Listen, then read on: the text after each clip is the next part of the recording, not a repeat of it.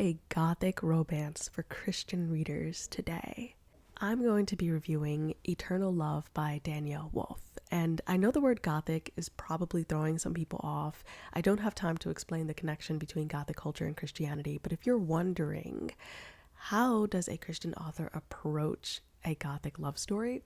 As someone who's read Eternal Love, I can tell you Danielle Wolfe does it very, very well. So this is actually a vampire romance. And as someone who was obsessed, I'm telling you, obsessed with the Vampire Diaries in high school and like binge watched all the Twilight movies. And I've said before, I'm a former goth. I don't really dress the part anymore because it's hot in Texas, but I still have lots of black clothes left over, lots of piercings left over, and my interests really haven't changed. It's just too hot to wear all that stuff down here.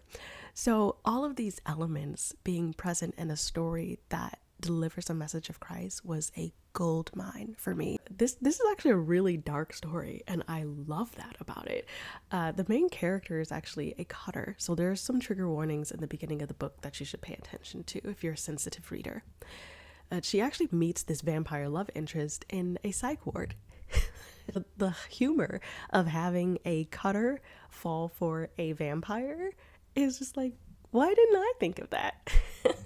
So you have this troubled teenager falling for another troubled teenager that she meets in group therapy, and it becomes more of an obsession than a romantic connection. And that becomes clear as the story progresses, because this vampirism is what draws her to him. And she realizes by the end of the story truly what eternal love is. And it's not something that requires a blood sacrifice. That blood was already shed for you at the cross. So the incorporation of the Christian faith I thought was done phenomenally well. And I will say, you have to stick with the story. You have to stick with the story. It is a Christian book. It is Christ-centered, but because it goes so deep into the vampire culture, into the Gothic culture, you might wonder, where's the Christianity at? It's there. And I absolutely love the epilogue. Really beautiful. Highly recommend this story, especially if you love dark fiction as a Christian.